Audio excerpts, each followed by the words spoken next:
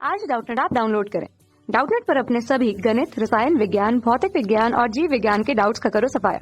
बस प्रश्न की फोटो खींचो, एक ही प्रश्न को क्रॉप करो और तुरंत वीडियो सोल्यूशन पाओ। अभी डाउनलोड करें। इस क्वेश्चन में हमें गिवन है कि एक व्यतिकरण फ्रिंज उत्पन्न करने के लिए यंग द्वि स्लिट प्रयोगों का किरण चित्र बनाइए। चित्र बनाना है। प्रदीप्त फ्रिंजों के लिए फ्रिंज चौड़ाई का व्यंजक भी उत्पन्न कीजिए। इस व्यंजक हमें उत्पन्न करना है। यदि प्रदीप्त फ्रिंजों के लिए फ्रिंज चौड़ाई 2 mm हो तो अदीप्त फ्रिंजों के लिए फ्रिंज चौड़ाई लिखिए। व्यतिकरण फ्रिंज प्रतिरूप का केंद्रीय बिंदु चमकीला होगा या काला, स्पष्ट कीजिए। तो इस क्वेश्चन में हमसे बहुत चीजें पूछी गई हैं। हम बारी बारी से देखेंगे कि व्यतिकरण फ्रिंज उत्पन्न करने के लिए यंग द्विस्लिट का प्रयोग का किरण चित्र बनाएं। तो पहले हम क्या बनाएंगे? यंग द्विस्लिट का पहले हम किरण चित्र बनाएंगे। उसके बाद फिर हम क्या करेंगे? फिर डेरिवेशन करेंगे जो हमसे पूछा गया था। तो यहाँ से हम देखेंगे यंग द्विस्लिट का क्या हमें पहले करेंगे, हम पहले इसका किरण चित्र बनाएंगे। तो हमने क्या किया, इसका हमने डायग्राम बनाया। हम बारी बारी से समझेंगे। ये हमारा बिंदु यस क्या है? हमारे प्रकाश का सोर्स है। इसको कहते हैं एक वर्णीय प्रकाश। यहाँ से क्या होती है, एक ही तरह की प्रकाश हमारी निकलती है। अभी जैसे ही प्रकाश निकल के हमें पता है प्रकाश क्या होगी, आगे बढ़ेगी। इस तरह से हमारी क्या होगी, प्रकाश आगे बढ़ रही है। अब यहाँ से प्रकाश जैसे ही आगे बढ़ी, हमने क्या बनाया, एक स्लिट बनाए हैं। एक हमारा क्या है, ये हमारा S1 है, ये हमारा क्या है, S2 है।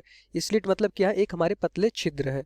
अब यहाँ से जैसे ही प्रकाश इस छिद्र में जाएगी, वो क्या हो जाएगा, प्रकाश जैसे ही छिद्र में जाएगी वो प्रकाश हमारा, हम कहते हैं इस छिद्र से निकलते हुए एक बिंदु P पर जाके गिरती है।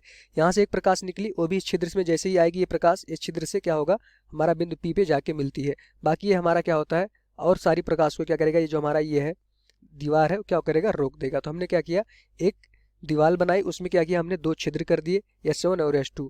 S1 और S2 से प्रकाश हमारा क्या हो रहा है, निकल रहा है, और वो कहाँ जाके मिल रहा है, P हो रहा है। तो इसको क्या कहते हैं, इस क्रिया को हम कहते हैं व्यतिकरण, कि किसी भी छोटे से छिद्र से प्रकाश का क्या होना, अपवर्तन होना। तो यहाँ से हम क्या देख पा रहे हैं कि एक छिद्र S1 था, S2 था, दोनों छिद्र थे बहुत छोटे पतले छिद्र से। यहाँ से हमारा क्या होता है, हमारी जो एक वर्णीय प्रकाश है, इसको बोलते हैं मोनोक्रोमेटिक लाइट, यहाँ से पास करती है और इस तरह से जाके बिंदु P पर दोनों मिलते हैं। अब हम कहते हैं कि जहाँ बिंदु P पर मिलते हैं, यहाँ पे अब इस तरह से क्या होता है, अगर इसको देखें तो जैसे ही एक वर्णीय प्रकाश क्या होता है, किसी भी छिद्र से पास करता है, इस तरह से एक छिद्र यहाँ था, एक छिद्र यहाँ था, तो यहाँ से क्या होगी, प्रकाश इस तरह से ऐसे निकलेगी, इस तरह से हमें प्रकाश ऐसे आगे बढ़ती चली जाएगी। तो यहाँ से इसको समझिएगा इस डायग्राम को। ये पहले छिद्र से प्रकाश निकली, दूसरे छिद्र से जो प्रकाश निकलेगी वो क्या होगा, इस तरह से ऐसे आगे बढ़ती जाएगी।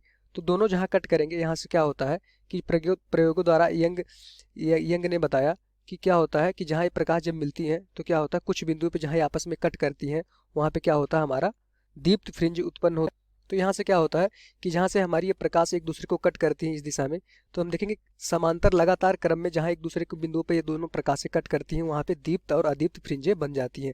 अब यहाँ से एक अगर हम पर्दा रख दें, यहाँ पे एक हमारा क्या है, एक पर्दा है, तो अगर पर्दे पे हम देखेंगे तो इस तरह से हमारी जो ये कटिंग पॉइंट है जहाँ पे एक दूसरे के कट करती हैं, इसको मान लेते हैं हमारा ब्राइट फ्रिंज। यहाँ पे क्या होता है, दीप्त फ्रिंज।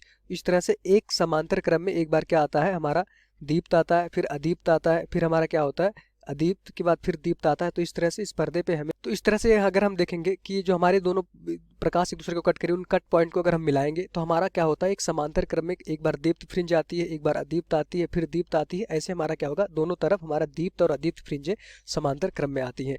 दीप्त फ्रिंज क्या होता है, यहाँ पे हमारा हमें पर्दे पर क्या दिखता है, चमकीला दिखाई पड़ता है, चमकीली पट्टी दिखाई पड़ती है। अदीप्त फ्रिंज में हमारा क्या होता है, काला पट्टी दिखाई पड़ता है, मतलब कि ये क्या होता है, डार्क होता है। तो हमसे क्वेश्चन में यही पूछा गया था कि इसका डायग्राम बनाइए। तो डायग्राम इसका क्या हो जाएगा, यहाँ से हमने इसका डायग्राम बना लिया। ये हमें दिखाता है कि अगर दो भी मोनोक्रोमेटिक लाइट होती है, एक वर्णीय प्रकाश होती है, किसी 2 छिद्रों से अगर पास करती है तो दोनों क्या करती हैं, आपस में जब टकराती हैं, मतलब जहाँ कट करती हैं, उन पॉइंटों को अगर उनसे एक मिलाती हुई रेखा खींचेंगे तो वो रेखा जहाँ हमारे पर्दे पे कट करती हैं, और वहाँ पे क्या हमें मिलता है, दीप्त और अदीप्त फ्रिंजें लगातार समांतर क्रम में एक बार दीप्त अदीप्त दीप्त अदीप्त, ऐसा प्रयोगों द्वारा देखा गया। तो क्या होता है कि इस पर्दे पे हमें इस तरह से कभी चमकीला दिखेगा, फिर कभी काला दिखेगा, फिर चमकीला, फिर काला, इस तरह से एक वर्णीय क्रम में हमें सब दिखता है। तो यहाँ से हमने कहा कि तो यही हमारा क्या होता है, यंग का दिक स्लिट प्रयोग का किरण चित्र यही होता है। किरण चित्र हमने बना लिया कि यहाँ से हमारे पास एक वर्णीय प्रकाश, तो ये हमारा क्या है, यंग का दिक स्लिट जो हमारा रेखा था उसने क्या किया, किरण चित्र हमने बना लिया। चाहे इसको आप पेपर में बना दें किरण चित्र, चाहे इसको आप अभी ये बना दें। यहाँ पे क्या है कि हमारे पास एक ध्रुवीय प्रकाश है, 2 स्लिट है हमारे पास, S1 और S2 से क्या होता है, प्रकाश इस स्लिट से बाहर निकलती है और पर्दे पर जाके P बिंदु पर मिलती है। तो हमारा क्या हो गया कि हमारा यंग दिक का हमारा क्या हो, किरण आरेख हो गया। अब हमसे क्वेश्चन में पूछा गया था दूसरा कि क्या होगा, फ्रिंज चौड़ाई के लिए आप फार्मूला व्यंजक निकालिए।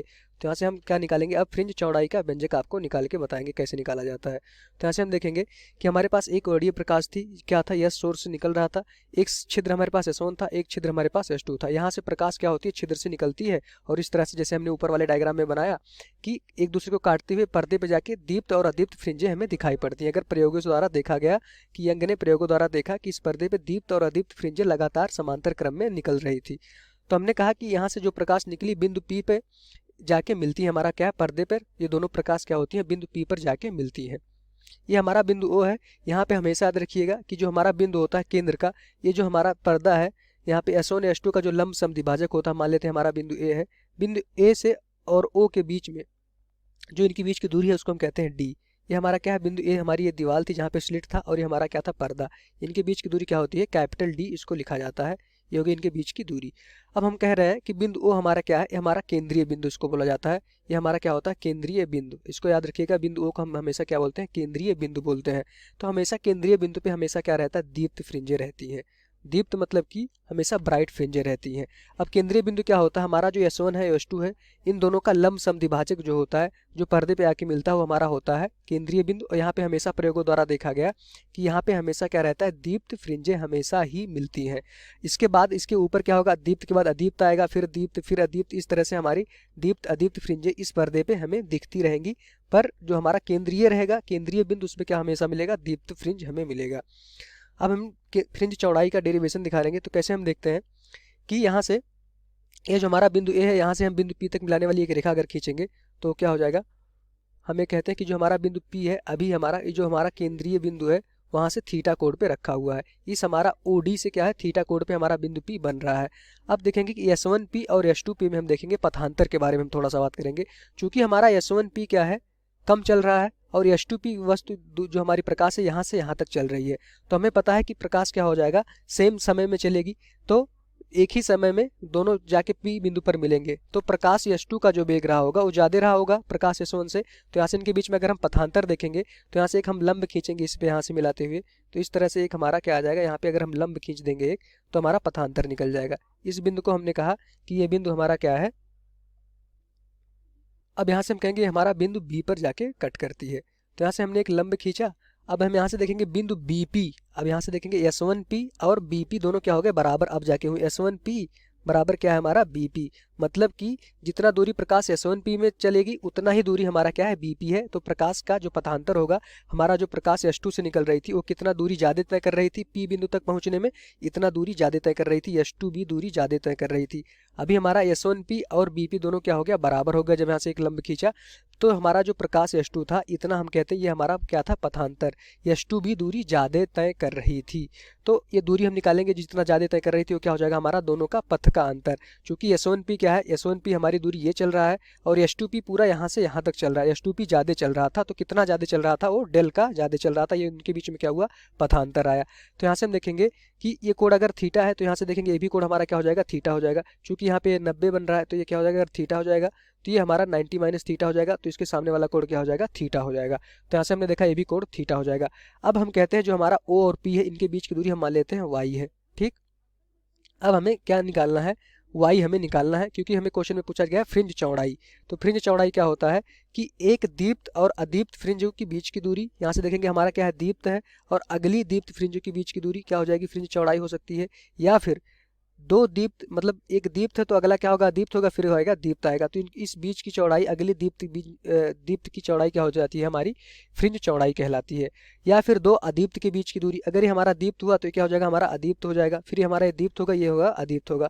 तो इन दो अदीप्तों के बीच की चौड़ाई हमारी क्या कहलाती है, बीच की दूरी कोणीय फ्रिंज चौड़ाई कहलाती है, सॉरी फ्रिंज चौड़ाई कहलाती है। तो यहाँ से हमें फ्रिंज चौड़ाई निकालना था। फ्रिंज चौड़ाई क्या होता है, दो दीप्त या फिर दो अदीप्त के बीच की दूरी होती है।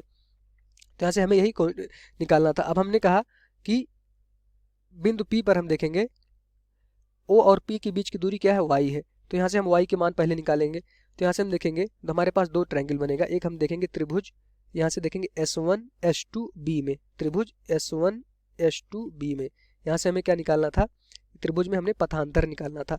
तो यहाँ से देखेंगे कि जो होगा, अगर साइन थीटा की बात करें इस त्रिभुज में, साइन थीटा बराबर क्या हो जाएगा, लंब क्या हो जाएगा इसका, क्या होता है, लंब बटे कर्ण होता है। तो यहाँ से देखेंगे लंब क्या हो जाएगा हमारा, ये कोण 90 डिग्री का थीटा ये है, तो लंब हमारा क्या हो जाएगा, ये हमारा लंब हमारा पथांतर हो जाएगा। इसको क्या कहेंगे, पथांतर। पथ में क्या अंतर आया, ये हमारा क्या होता है, पथांतर। अपॉन में कर्ण क्या हो जाएगा, कर्ण हमारी ये भुजा हो जाएगी S1 S2, तो उनके बीच की दूरी क्या है हमारी, हमने देखा स्मॉल d है। तो यहाँ से हम देखेंगे साइन थीटा क्या हो जाएगा, साइन थीटा हमारा क्या है, डेल अपॉन डी, ये हमारा क्या हो गया, साइन थीटा। अब यहाँ से देखेंगे एक और त्रिभुज की हम बात करें, त्रिभुज में हम देखें त्रिभुज हम बात करेंगे डी पी ओ के बारे में। तो यहाँ से सॉरी ए पी ओ के बारे में, हमारा क्या है, त्रिभुज ए हमारा बिंदु ए है, ए हमारा पी है, ए बिंदु ओ है। तो यहाँ से देखेंगे tan थीटा, tan थीटा बराबर क्या होता है, लंब बटे आधार। तो लंब क्या है, ये y दूरी मान रखा, ओ और पी के बीच की दूरी क्या है, y। इस ट्रायंगल की बात कर रहे हैं। यहाँ से हमारा जो हमारा बिंदु ए वाली ट्रायंगल ए है, एक त्रिभुज ए पी ओ की बात करेंगे तो हमारा जो होगा tan थीटा बराबर लंब बटे आधार। तो यहाँ से देखिए लंब क्या है हमारा, y है, और आधार क्या है, कैपिटल D है। तो यहाँ से देखा हमने tan थीटा निकाल लिया। अब चूंकि हमारा जो थीटा है, जो थीटा भी बन रहा है, थीटा क्या है, बहुत बहुत स्मॉल है। यहाँ से क्या होता है कि अगर थीटा बहुत ही ज़्यादा स्मॉल होगा, अगर ये डी बहुत ज़्यादा होगा तो ये थीटा क्या हो जाएगा हमारा, बहुत ही कम, बहुत ही छोटा हो जाएगा। तो यहाँ से अगर थीटा क्या है, बहुत छोटा एंगल है, बहुत छोटा कोण है, तो यहाँ से हम देखते हैं कि जो साइन थीटा हो जाता है वो किसके बराबर हो जाता है, थीटा के बराबर। तो यहाँ से देखेंगे जो हमारा थीटा होता है, साइन थीटा बराबर किसके हो जाता है, थीटा के, और ये किसके बराबर हो जाता है, और जो हमारा tan थीटा होता है वो भी क्या हो जाता है, थीटा के बराबर हो जाता है। अगर थीटा बहुत छोटा होता है तो ये हमारा मैथ का प्रॉपर्टी है। तो यहाँ से देखेंगे हमारा जो साइन थीटा किसके बराबर हो जाएगा, थीटा के, और tan थीटा भी किसके बराबर हो जाएगा, थीटा। तो यहाँ देखेंगे थीटा बराबर क्या हो जाएगा, डेल्टा डी अपॉन डी, और tan थीटा भी किसके बराबर हो जाएगा, थीटा के। तो क्या हो जाएंगे, दोनों आपस में बराबर हो जाएंगे। तो यहाँ से हम देखेंगे कि हमें y की वैल्यू निकालना था, तो यहाँ से y क्या आ गया हमारा, डी लैम्डा बाई डी। ये लैम्डा क्या है हमारा, हमेशा याद रखिएगा लैम्डा हमारा क्या है, पथांतर है। तो यहाँ से जो हमारा y की वैल्यू आ गई वो आ गया d, capital D lambda upon D. Capital D क्या है हमारा, दोनों पर्दों के बीच की दूरी है, और ये क्या है हमारा पथांतर है, स्मॉल d क्या है, दोनों छिद्रों के बीच की दूरी है। तो यहाँ से अब हमारे पास हमें पता है कि इस पर्दे पे एक दीप्त फ्रिंज निकलेगी, एक अदीप्त फ्रिंज निकलेगी।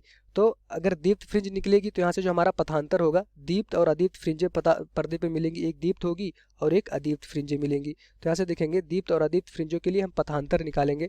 तो दीप्त फ्रिंजों के लिए जो हमारा पथांतर आता है उसकी वैल्यू क्या हो जाती है, n लैम्डा के बराबर, और अदीप्त के लिए उसकी वैल्यू क्या होती है, जो हमारा पथांतर होता है 2n-1 लैम्डा बाई 2 के बराबर हो जाता है। तो यहाँ से yn की वैल्यू देखेंगे, लैम्डा की वैल्यू उठा के रखेंगे तो यहाँ से देखेंगे y की बराबर क्या आ जाएगा, nth फ्रिंज के लिए देखेंगे तो yn बराबर हो जाएगा हमारा d, लैम्डा की जगह पे आप क्या लिख देंगे, n लैम्डा, तो लिखेंगे d n लैम्डा अपॉन में d। और यहाँ पे देखेंगे अदीप्त फ्रिंज के लिए देखेंगे तो yn की वैल्यू क्या हो जाएगी, n मतलब क्या होता है, nth अदीप्त हम निकालेंगे। हमारा क्या है, केंद्र पे तो हमारा क्या है, दीप्त है, यहाँ से nth मतलब कि कोई n बराबर 3 4 कुछ भी रखते जाएंगे तो हमारा दीप्त और अदीप्त फ्रिंजों की स्थिति हमें मिलती चली जाएगी। तो यहाँ से डेल की वैल्यू उठा के यहाँ रखेंगे तो यहाँ से हमारा आ जाएगा 2n-1 by 2 d by small d, ये हमारा क्या आ जाएगा, d lambda by d, lambda की जगह पे उठा के हमने रखा 2n-1 बाई 2 लैम्डा। तो यहाँ से हमारा इसको अगर अच्छे से और लिखें तो yn बराबर क्या हो जाएगा, n lambda d by small d, और y n डैश, इसको हम n डैश बोलेंगे अदीप्त के लिए, y n डैश क्या हो जाएगा हमारा 2n-1 by 2 d by small d। ये हमारा क्या हो गया, दीप्त और अदीप्त फ्रिंजों की दूरी आ गई। y क्या है हमारा, पर्दे पे केंद्र से बीच की दूरी है, केंद्र से दीप्त और अदीप्त फ्रिंजों की बीच की दूरी है। हमने क्या मान रखा था कि ये जो दोनों बिंदुएं P पर कट कर रही थी दोनों प्रकाश, हमारा O से थी। अब O से हम सारी दूरी मारेंगे, नापेंगे तो क्या हो जाएगा, O से P के बीच दूरी हमने y मान रखा था। अब हमें पता है कि इस पर्दे पे दीप्त और अदीप्त फ्रिंजें उत्पन्न होंगी, तो दीप्त के लिए स्थिति क्या हो जाएगा, yn की वैल्यू क्या हो जाएगी, n बराबर रखेंगे 0 रखेंगे तो क्या हो जाएगा हमारा दीप्त आएगा, n बराबर क्या रखेंगे 1 रखेंगे तो लैम्डा d बाई डी आ जाएगा, n बराबर 2 रखेंगे तो यहाँ से देखेंगे 4 लैम्डा d बाई डी आ जाएगा, y की वैल्यू लगातार आती चली जाएगी। अब कोणीय फ्रिंज चौड़ाई क्या होता है, दो दीप्त फ्रिंजों या दो अदीप्त फ्रिंजों की बीच की दूरी होती है। अब यहाँ से हम मान लेते हैं कि ये हमारा क्या है, एक हमारी दीप्त फ्रिंज है और अगली जो अदीप्त फ्रिंज है उनके बीच की दूरी क्या है, बीटा है। तो यहाँ से हम देखेंगे कर पर्दे पे, यहाँ से हम इस तरह से एक और डायग्राम बना ले। केंद्र वाला क्या होता है हमारा, दीप्त होता है। यहाँ से हमने कहा कि हमारी अगली जो दीप्त थी, ये दीप्त और एक केंद्र वाली दीप्त के बीच का जो दूरी है उसको मान लेते हैं बीटा। यही हमारा क्या कहलाता है, कोणीय फ्रिंज, हमारी फ्रिंज चौड़ाई कहलाती है। चाहे दीप्त हो या फिर यहाँ से कहेंगे एक अदीप्त थी, दीप्त और अदीप्त के बीच की भी दूरी हमारी क्या कहलाती है, फ्रिंज चौड़ाई कहलाती है। तो चाहे दो दीप्त के बीच की दूरी हो, चाहे दो अदीप्त के बीच की दूरी हो, दोनों क्या कहलाती है? हमारी फ्रिंज चौड़ाई कहलाती है। तो हम मान लेते हैं कि बीटा बराबर क्या हो जाएगा, एक हमारे यह क्या था, वाई था, एक वाई था, और एक कहते हैं वाई एन प्लस वन पे हमारी जो थी दूसरी दीप्त थी। एन प्लस वन मतलब कि वाई एन हमारा मान लेते हैं पहली दीप्त थी, तो एन प्लस वन क्या हो जाएगा, वाई एन हमारी केंद्र की दीप्त थी, तो वाई एन प्लस वन क्या हो जाएगा, हमारी उसके बाद वाली दीप्त फ्रिंज आएगी। तो यहाँ से बीटा की वैल्यू क्या हो जाएगी, दो दीप्त फ्रिंजों के बीच की दूरी होती है, तो Y N plus one minus Y N हो जाएगा। एन प्लस वन क्या था, वाई एन हम कहते हैं कि हमारी केंद्र वाली दीप्त थी, तो यहाँ से हम कहेंगे हमारी वाई एन केंद्र वाली दीप्त थी, तो वाई एन प्लस वन क्या हो जाएगा, हमारे उसके बाद वाली जो पहली दीप्त होगी उनके बीच की दूरी क्या हो जाएगी, बीटा है। तो यहाँ से देखते हैं बीटा हमारा जो होता है फ्रिंज चौड़ाई, वाई एन प्लस वन की वैल्यू निकालेंगे तो क्या हो जाएगा, एन प्लस वन, एन की जगह पे यहाँ क्या रख देंगे, एन प्लस वन लैम्डा। अभी हम किसकी बात कर रहे हैं, सिर्फ दीप्त फ्रिंजों की बात कर रहे हैं।